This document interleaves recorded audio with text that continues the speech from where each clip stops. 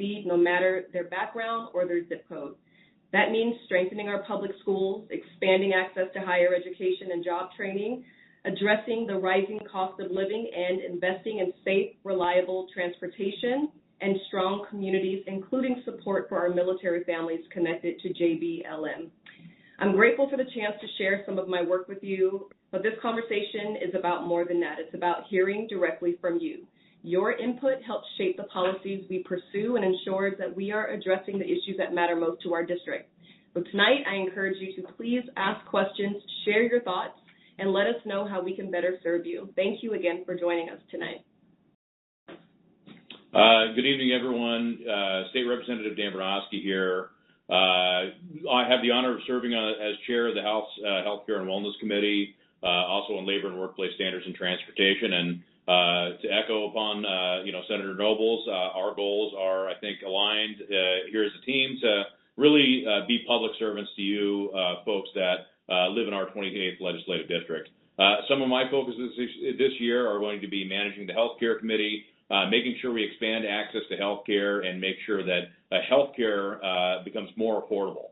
We have a lot of other priorities in the legislature, but at the end of the day, we're humble public servants, and we're honored to be here on your behalf. So thank you for taking the time to tune in tonight. Good evening. This is Mari Leavitt. So grateful to be joining you, and thank you for taking time away from your busy schedules to join us. I am to serve on several committees, including the Appropriations Committee, Capital Budget Committee, the Post-Secondary Education and Workforce Committee, and Rules Committee. And my focus this session has been really your focus this session, all of the things that were said by my great colleagues, in addition to housing, public safety, behavioral health, and supporting our small businesses and consumer protection.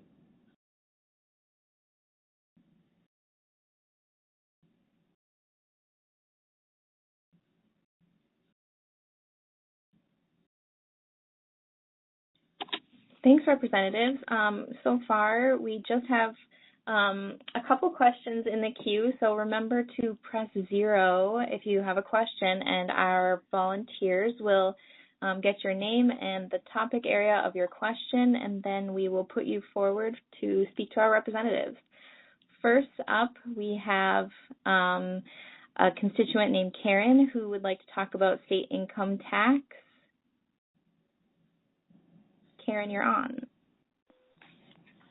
Yes, my name's Karen Schaaf. I'm a retired person on a fixed income, and I'm concerned about any additional taxes since I am, again, on a fixed income and I'm retired.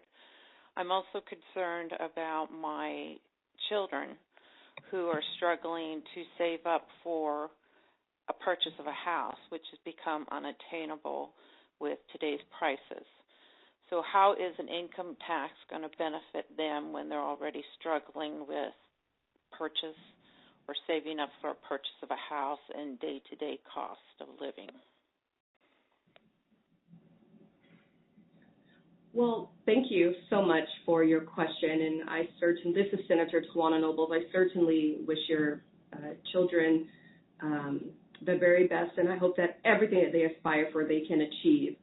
The high earners income tax, the millionaire's tax that you have probably seen lots of communication about, is for residents whose income exceeds, or their annual gross income is $1 million or more. And it won't impact community members that don't fit that criteria. It is a high earners income tax, and it's intended only for households who have an annual income exceeding $1 million. This tax won't apply to the first $1 million that a household earns, and it's beneficial for our community because we know that it will also generate $3.7 billion per year. So it's not meant to overburden our community members who are already struggling to make ends meet. It is intended to help to generate revenue from some of the highest earners in our state, and it's my understanding that it is half of 1%, like a small number of Washingtonians who will be impacted.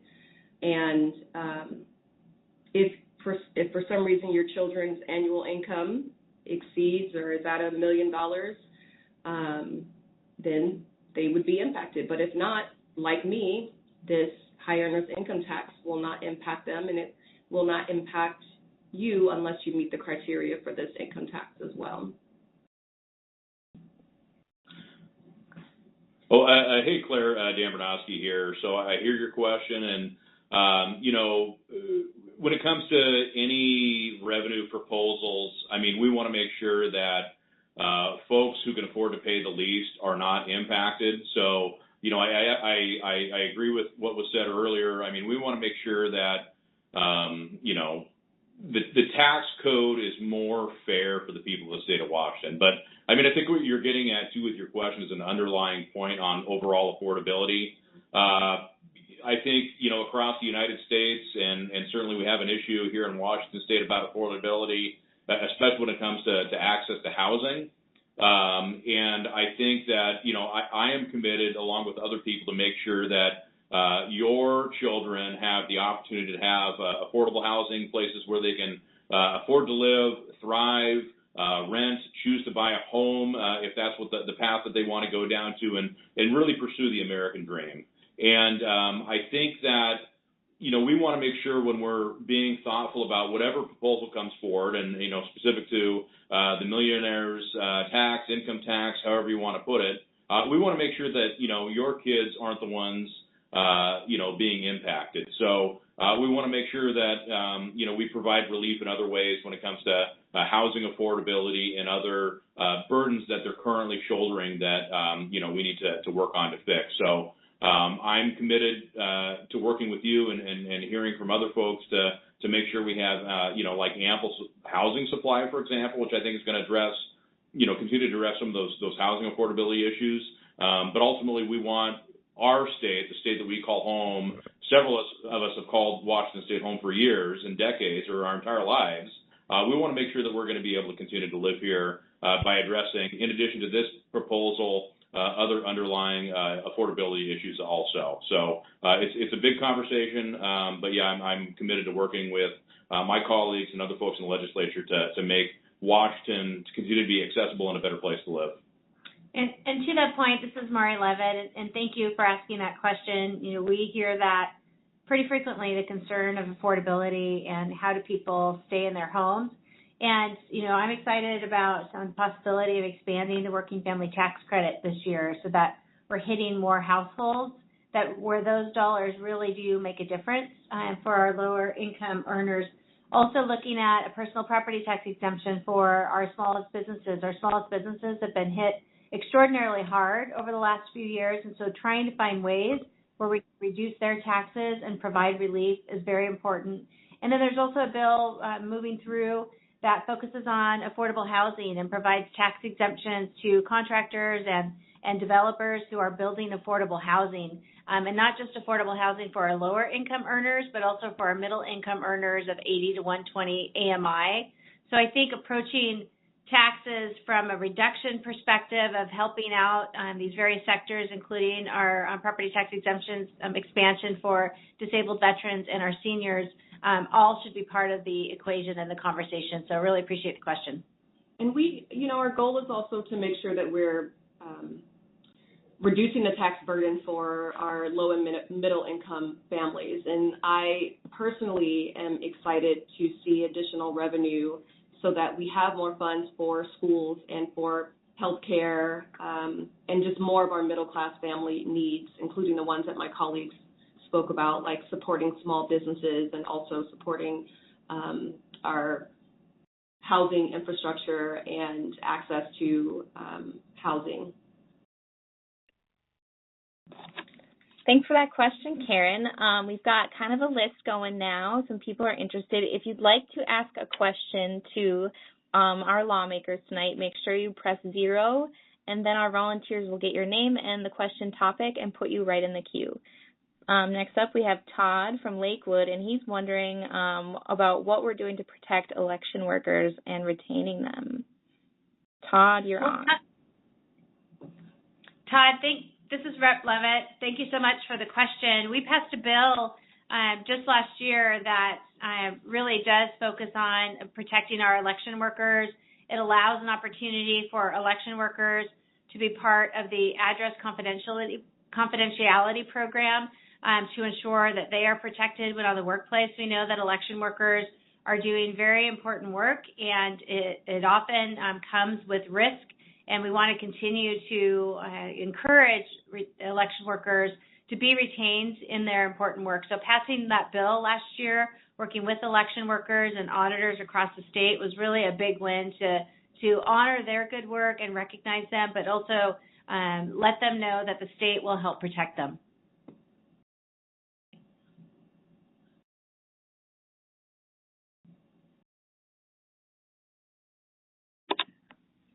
Thanks for that question, Todd. Next up, we have Kitty, and she has a question about affordability. Kitty, you are on. Yeah, I'd like to know about low-income people that don't have enough to last them the whole month, because we are not getting, because of my income, they lower my food stamps to $24, and they're supposed to be helping us get ahead, but the groceries are expensive. I mean, vegetables and fruit that you want, you can't get them for just $24.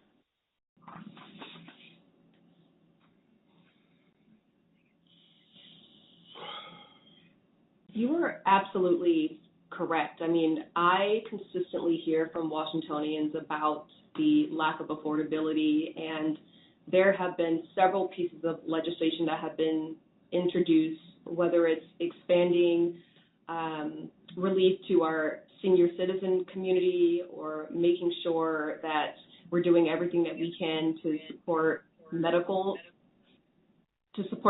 debt.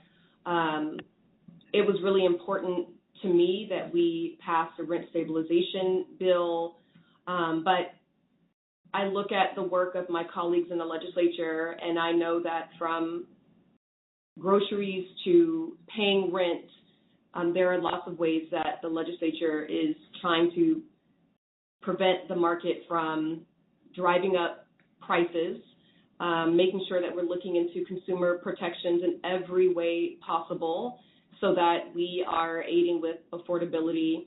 And this includes, all types of things that impact different community members, whether it's around appliances or making sure that we're protecting wages for individuals and really caring deeply about workers and workers' rights.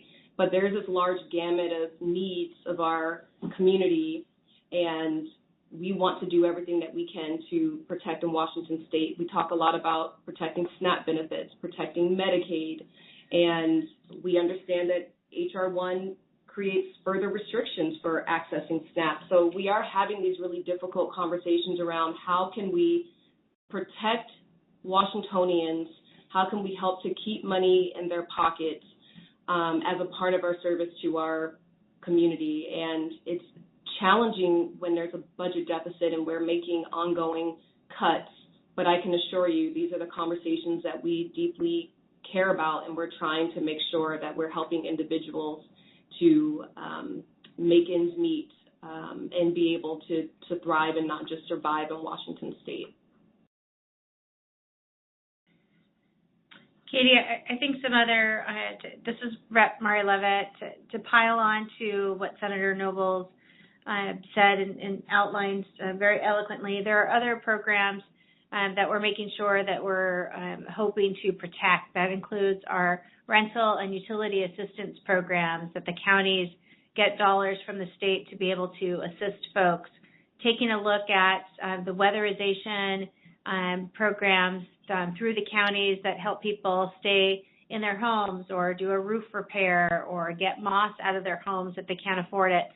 These are the kinds of programs we're really focusing in on to make things more affordable and provide to those who really need it options to be able to access those dollars and access those resources.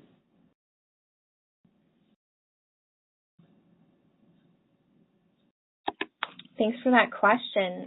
We've got quite a list coming up, a lot of interested constituents. Remember, if you have a question for our lawmakers tonight, please press 0, and then one of our volunteers will get your name and topic area for your question. Donna is our next question, and she has an inquiry about education.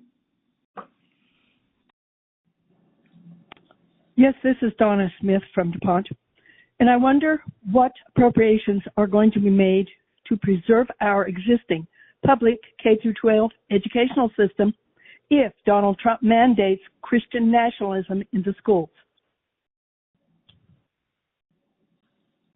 I'll be frank with you. In Washington State, that is something we would fight day in and day out. It's just not something we would allow, converting our schools to Christian nationalism. It's just not something we would allow. To the question of what appropriations we are making to protect our schools, we are making significant appropriations. And because I do a lot of work in K-12, again, there's a broad spectrum of needs for students and what families need. And so we are thinking about protecting the identity of students and allowing students to know that school is a safe place for them. We make sure that students are not facing discrimination in schools. We are making sure in our public schools that our students have access to mental health services and counselors and know that they have a support network around them. But it's really important to know that states have control over schools. And while we're making all types of investments and appropriations for students, from IEPs and special ed services to making sure that we're thinking about students who are highly capable, to investing in running START for students. I mean, we're doing everything to focus on the right things for students in our schools. And bringing religion into schools it's just not an option here in Washington State. We want to make sure that our students get to focus on education and their social and emotional well-being. And this is Rep. Leavitt. Last year, I think it was last year, maybe the year before, pretty sure it was actually last year, we invested over $425 million in special education, which is very much a focus of this legislature, and it made incremental steps over the last few years to do that. And last year was the big push to truly recognize the needs of our special education students and their families, and we don't intend to roll that back. So very protective of those dollars, and certainly constitutionally we have a requirement to invest in education and aren't going to roll backwards because of what's happening at the federal level.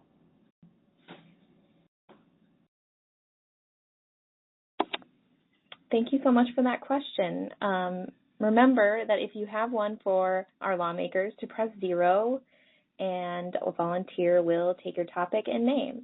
Next, we have Joshua Brockman, and he has a question about car tabs. Joshua? Yeah, I had a question.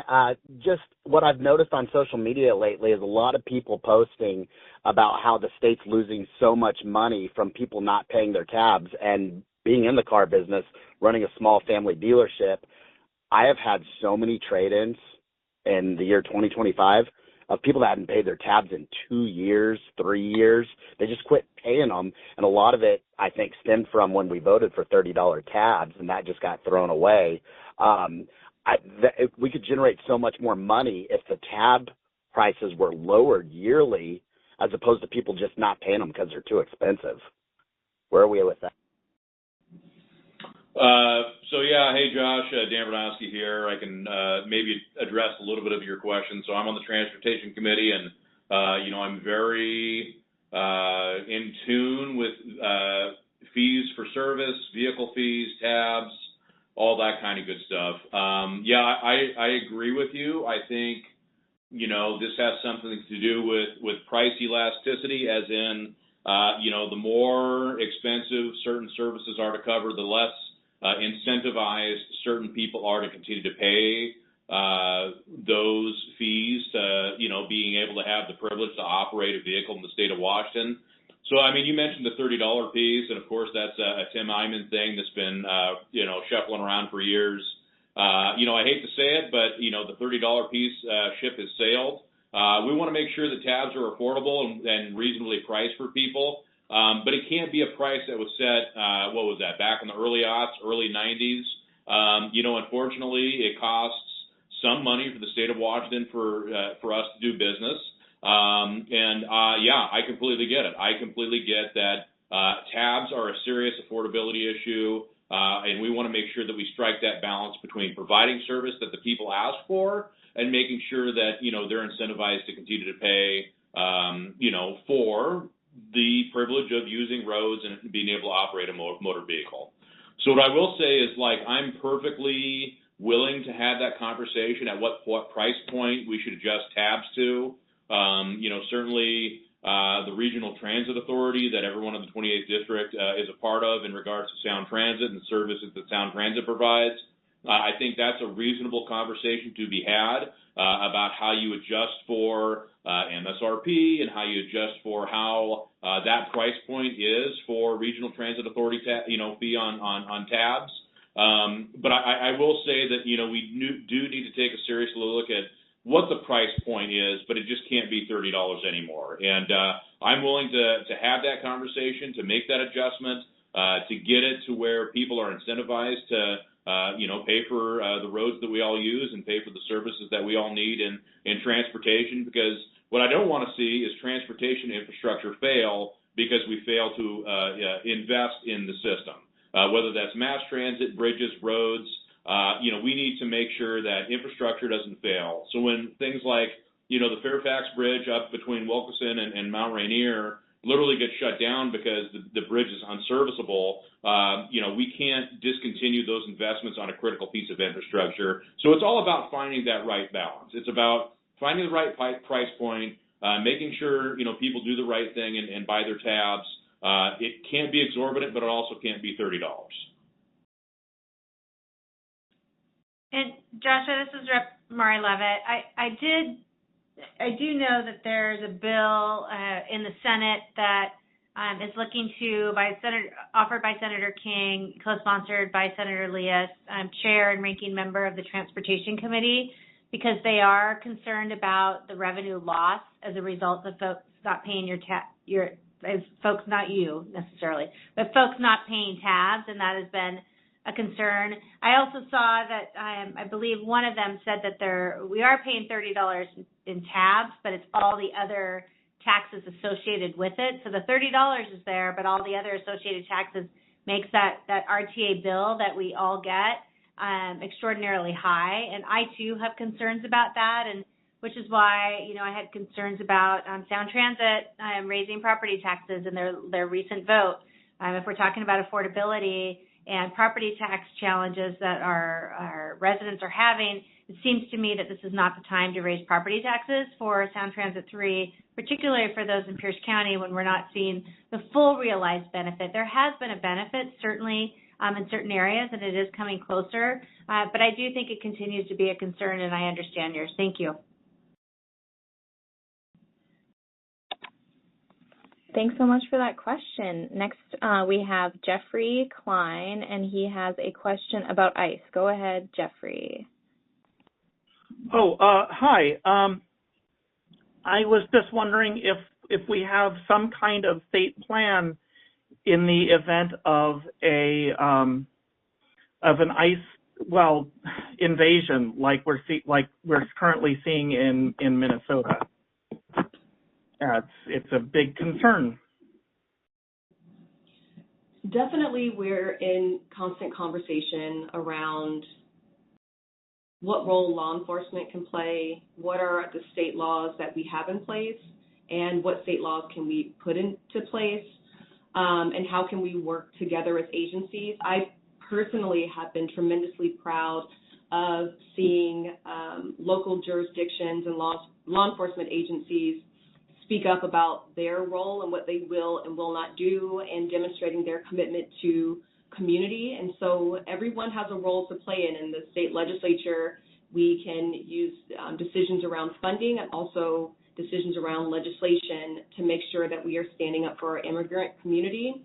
And I know I've signed on to a whole host of bills in the Senate that will make their way over to the House, but we definitely are thinking comprehensively, how can we protect our immigrant community? So I wouldn't go as far as to say there is a state plan, because even every county and city and what an interaction could look like is very different, but there's lots of communication. We get communications from local school districts. We receive communication from our counties and cities, and even community members will communicate if they are witnessing an ICE sighting. And so I think there's a lot of collaboration, and I'm excited that in the Senate we passed off the Senate floor a ban on masks worn by law enforcement. So we are doing lots of things, but I think it might be taking it too far to say that we have a state plan, but we are trying to be proactive and thoughtful and ready in case a similar situation happens here in Washington State, and we'll continue to work together.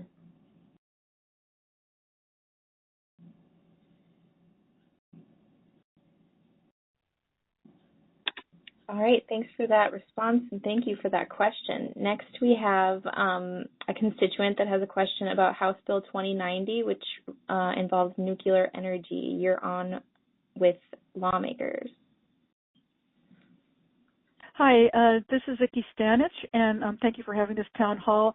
I'm calling about a question about the status of HB 2090 and about our integration with nuclear energy. I'm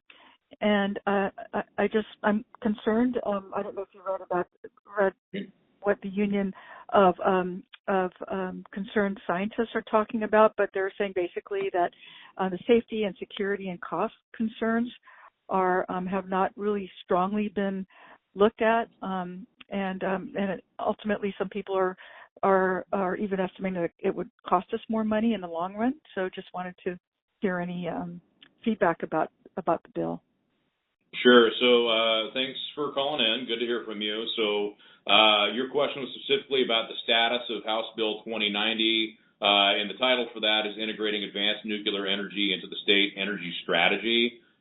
Looking at the bill status, it looks like it hasn't moved out of committee. There's a Senate companion that also has not moved out of committee. That's 5821.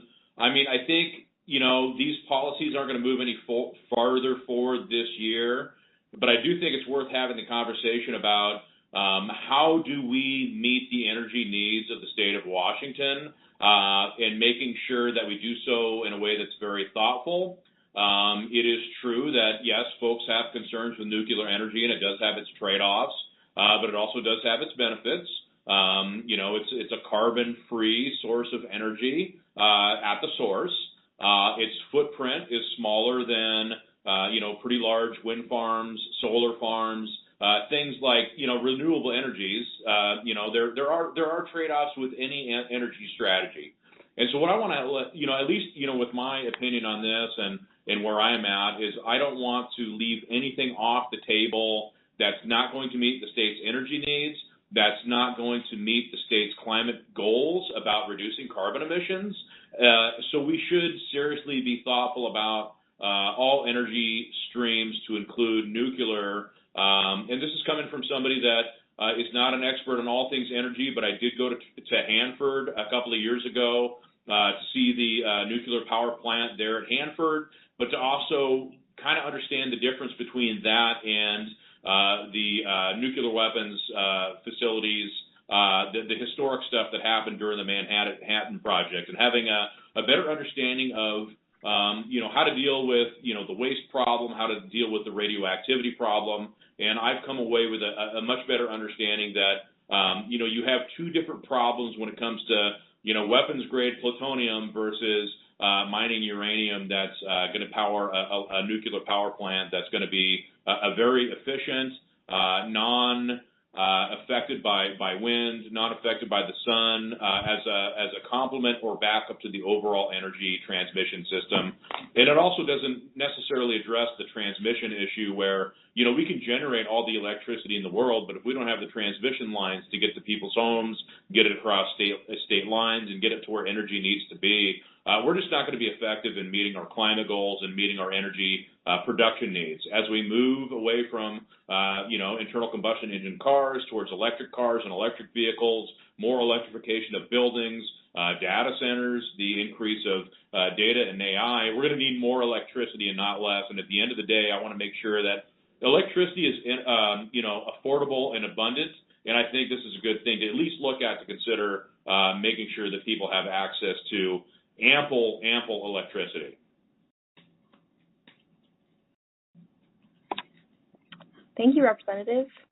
Remember, if you're listening in and you have a burning question, just press 0, and one of our volunteers will take your name and the topic of your question, and we'll put you in the queue.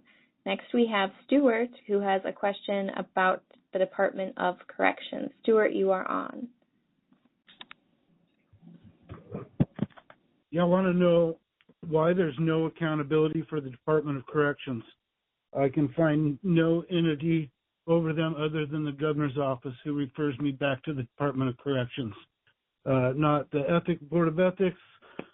Nobody will take a complaint on them. And we're creating our own entity like ICE that's going around treating people like what we're seeing on the news with no accountability. And I want to know why.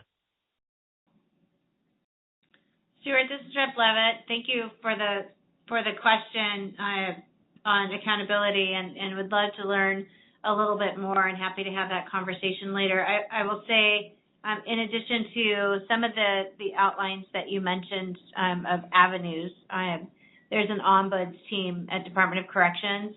They are independent, and they often provide reports, whether it's reports of what they're hearing about, concerns they have, and often meet with Department of Corrections leadership, as well as the governor's office, and report to the legislature.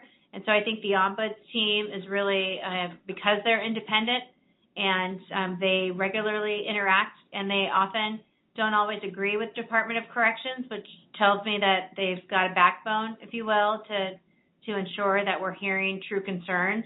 That is one avenue, but certainly we'll find out any more accountability mechanisms for Department of Corrections, because I agree that any state agency that is funded by state taxpayers must be held accountable to the public.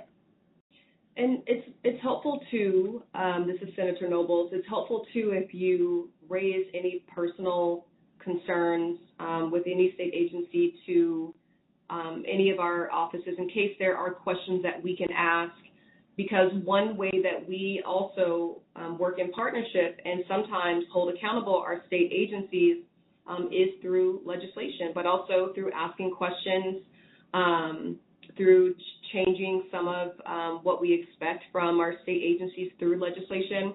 So working directly with our offices if there is a personal issue or personal grievance, in addition to what you heard from Rep. Leavitt.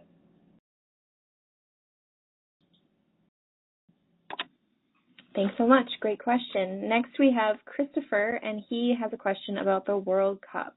Christopher, you are on.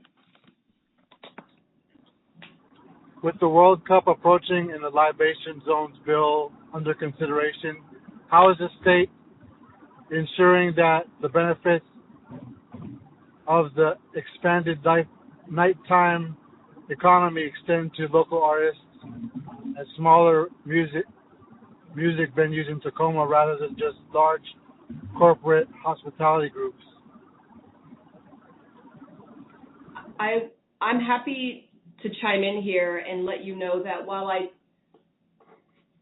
time will tell, so we will definitely see what this will look like, but many of us have been at the table with the World Cup team advocating for community, advocating that local businesses are included, that our local economy sees and feels the benefit, and that we just don't have an event that shows up to the community and swoops away, that we see local artists and small businesses and communities be able to thrive from the revenue that will come from the World Cup.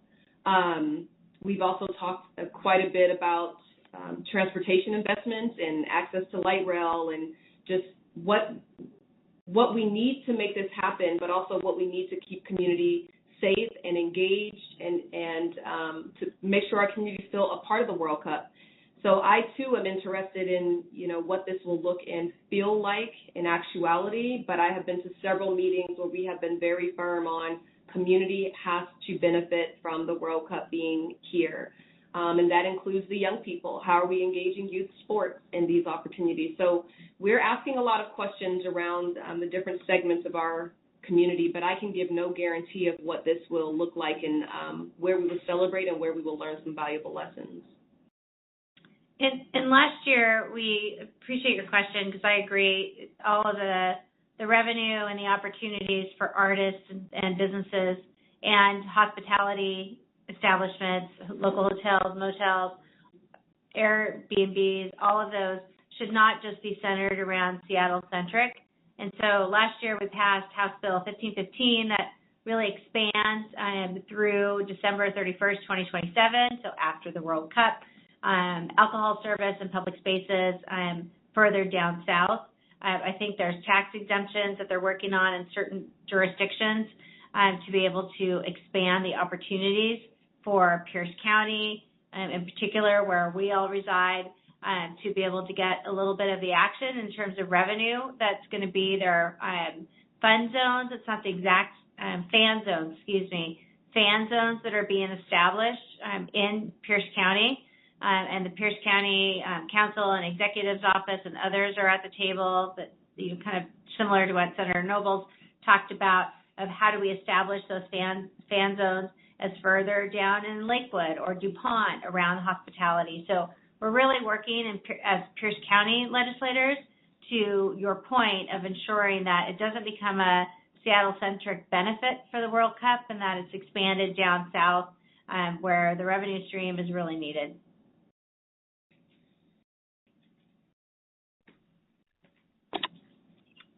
Thank you. Just as a reminder to everybody listening in, if you have a question, press 0 and our volunteers will take your name and topic. Next, we have Sue, and she has a question about healthcare affordability. Sue, you're on. Hi. I am a 73-year-old handicapped woman on Medicare, and I don't know how you can call it affordable health care. I have repeatedly been denied Washington State Apple Health. My total monthly income is $1,300. I own the home I live in because I bought it 45 years ago when properties were a lot cheaper. So I get help with paying the property taxes, but I'm told by Washington Apple Health that my $1,300 a month is too much money and that I'm not entitled to Washington Apple Health because I make too much money without a spend down. I understand spend downs. They're probably a good thing. But in my case, they have the spend down at $1,000 a month. How could I possibly pay a $1,000 spend down premium every month and still be afford to be able to keep the lights on, the water, the trash, and all of that is absolutely insane. I get $24 a month for food coupons, so I eat very sparingly, let's say. And I'd kind of like to know how it's possible that each different representative you speak to at DSHS about Apple Healthcare has different opinions and makes the decisions based on your intelligence and your abilities. Part of my handicap is I stammer and still. Hello, Sue, are you still there? Well, Sue, it sounds like you might have dropped off. So I'll go ahead and work on this one with you. So yeah, this is Dan Bronoske again. I do chair the Healthcare Committee in the House, and I think your question is really focused on eligibility for Medicaid for someone that also receives Medicare. Without knowing all the specific circumstances that you're talking about other than what you just told me, based upon, your monthly income and spend downs and all of that, I will say that, the federal government really has us in a bind on this one for a couple of different reasons. One is because, they've cut Medicaid or are going to be cutting Medicaid for people eligible across the state here in the near future based upon a bunch of different things under the One Big Beautiful Bill Act, or H.R. 1, that was signed into law on the 4th of July. There is no question that we continue to pay money in federal income tax without the services that we expect from the federal government. And I think this is an instance where we could absolutely get a better bang for our buck on what we're paying for in federal income tax. And we really, people across the country are really suffering now and are going to continue to suffer based upon the federal cuts to these programs that we continue to pay for in taxes, but we don't receive the return on investment. So what I will say is, yes, Medicare does not pay for Medicaid services. I do understand, at least based upon the story that you're telling me, that, the state spend down still is a huge burden for you. This is where we need to, really shore up the system, make sure people continue to have access to care, make sure people that can afford to buy insurance continue to go out and buy insurance, and make sure that, people seek out primary care as their main source of health care versus going to emergency rooms. And this is the real challenge that we have in the state of Washington, is that we have to work in partnership with our federal partners, and it becomes that much more difficult to provide the services that you expect, that you invested in over the course of your lifetime, and not seeing that return on investment. So I share your frustration. I share your frustration with the folks that administer Apple Health and Medicaid, but this really is an issue, yes, with overall health care affordability, but this really is an issue that, the federal government is not doing their due diligence and not paying their fair share in the investments that we make in healthcare overall. So if there's something specifically that you can work on, reach out to my office, and maybe we can get you some assistance in case management with DSHS or the Healthcare Authority, or whomever else you're working with. But this is really a conundrum. And yes, absolutely, this continues to be an affordability issue for not just you, but people across the district and the state and our country, because, again, the federal government, the current federal administration, has really disinvested in health care for all of us, and we're fighting an uphill battle. And I want to just chime in and reiterate that the federal administration is making health care more expensive for everyone. H.R. 1 is making health care more expensive for everyone. And in order for us to do our jobs, H.R. 1 is making us have to take some steps backwards just to protect what we have in Washington state. So there are real consequences to the actions of our federal government, and it's hitting Washingtonians hard, and it's not right.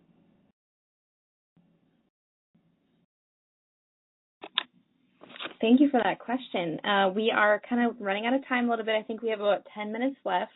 Remember, if you're listening in and you have a question, please press 0, and one of our volunteers will get your name and the topic, and then we'll put you in the queue. Next up is Tiffany, and she is from University Place and has a question about college-bound scholarship. Tiffany, you're on. Hi there, this is Tiffany, and my question is, what are you doing to protect the previously named college-bound scholarship and the Washington College grant that were targeted in last year's budget cuts? I believe these cuts disproportionately affect our low-income first generation and students of color, and so I'd like to find out what you're doing to support the scheduling of a hearing for Bill 5828 that's currently in the Senate Ways and Means Committee. Well, Tiffany, this is Senator Nobles. You're going to love this news. This might be the best thing we said tonight. I just got notification today that Senate Bill 5828 has a hearing in Ways and Means on Thursday.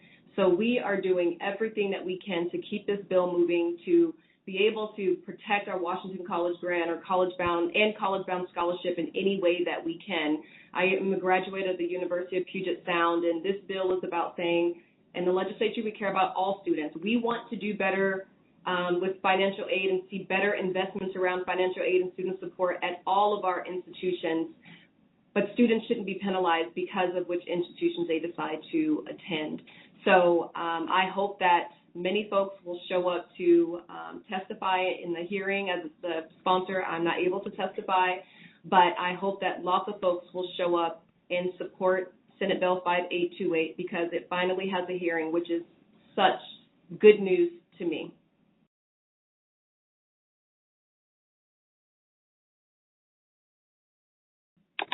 All right, great question, great answer.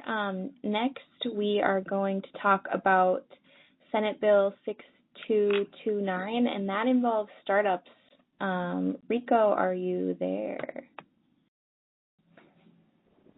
Hello, my name is Calvin.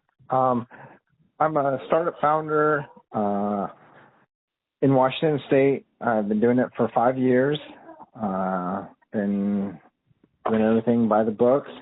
And this bill, and I've talked to other startup founders, makes us question whether Washington State is even thinking about startup and small business owners. Because currently, right now, if you're a startup founder or a small business owner, you can have the qualified small business stock. And up to $10 million is tax-free at the federal level. And Washington State is now considering putting a tax on that.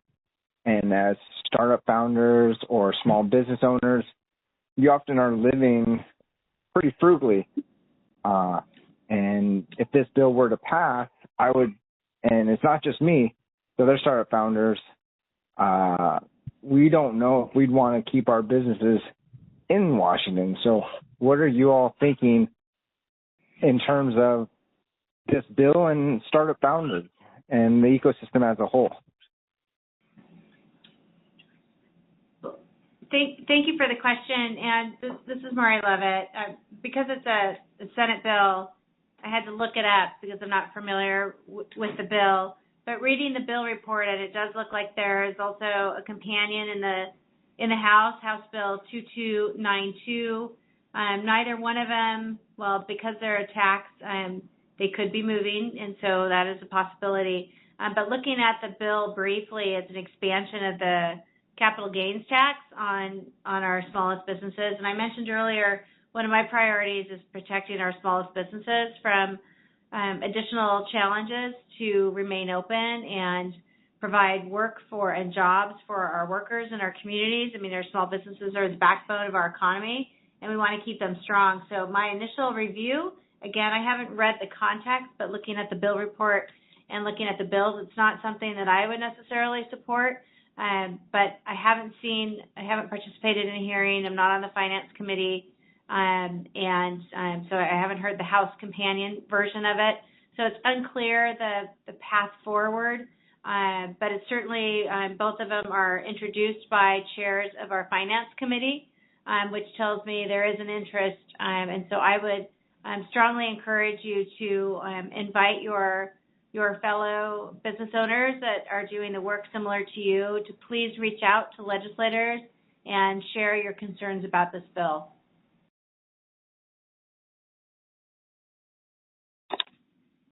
Thanks, Rep. Leavitt. I think one of the last questions that we're going to take is from Stacy from Kenmore, and it's about how corporate investors impact seniors and housing affordability. Stacy, you're on.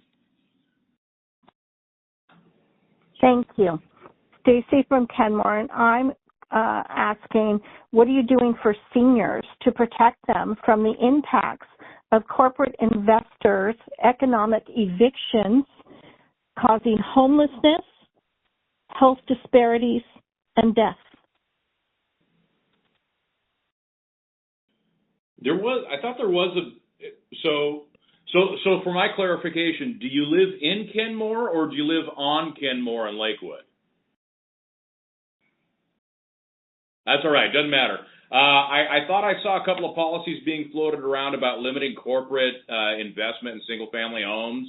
I'm not drawing a bill number off the top of my head, but I do believe that this is something that's at least being talked about. Is it appropriate for your large corporate entities to come in and snag single-family housing as an investment when, we want to encourage more home ownership amongst people that actually live in the community versus people from outside the community. So I know there was something being worked on. I can't recall a bill number off the top of my head, but, this is a conversation that we're having, and, we're looking to weigh the impacts on, what would that look like and how would that benefit, folks that are looking to just get into the housing market and buy a starter home and get their foot in the door on home ownership as a pathway to building generational wealth. I think the other thing that we've been working diligently on is expanding the property tax exemption for seniors and making sure that we're expanding both the income eligibility for seniors and expanding the opportunity to access those dollars.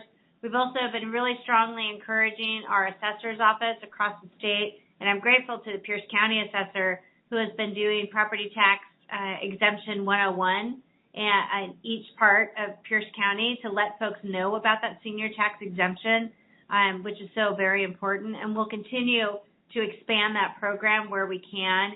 The Working Families Tax Credit certainly is one for those seniors who are in those categories who can access those dollars, and dollars are being left on the table. So we want to continue to do that. And then also we're focusing on our retirees and their pensions, and if they're a public employee, making sure that they're getting a cost of living adjustment. Many folks in our Plan 1 who are seniors never got a plan adjustment last year, and they did in previous years at a one-time only. But we're trying to continue to expand to make sure that our retirees have the pension that they think they've earned and deserve. And I will just add, there are also some Senate bills that are doing work to make sure that we are protecting housing. I co-sponsored Senate Bill 6027 that modifies certain funding and exemptions related to providing and maintaining affordable housing. There's also Senate Bill 6091 prohibiting real estate brokers from marketing residential properties to an exclusive group of prospective buyers. You might have seen a press release that went out about the Department of Housing. It's a proposal. The governor did some press, but I definitely want to give credit to Representative Melanie Morgan for thinking of ways that we can support housing and protect housing and expand housing in our state. And then there are also some bills that have to do with like foreclosure prevention fees. So lots of pieces of legislation that might not name seniors but are working really hard to protect community members.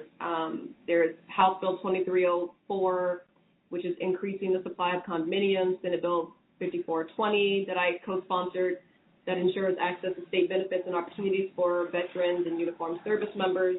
So we just want to make sure that we continue to produce legislation that will actually help community members, especially our seniors.